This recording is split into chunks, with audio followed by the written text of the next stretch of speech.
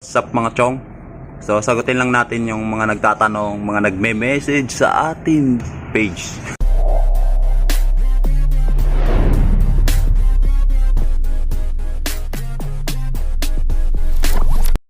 So madaming nagme-message sa ating mga chong. Hindi ko masyadong nasasagot kasi yun nga, medyo busy lang ako. Ayun, pasensya na, medyo maingay yung background natin.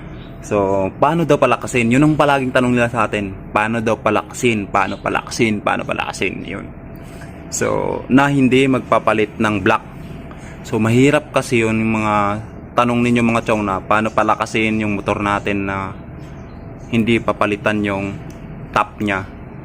Kasi nga, kunti lang yung lakas na ibibigay niya. Kung sasabihin ko sa inyo na magpalit ka ng ECU, magpalit ka ng sprocket, kunti lang kasi yun mga chong. Kunti lang talaga, kunti lang. Pero pag magpalit ka ng block,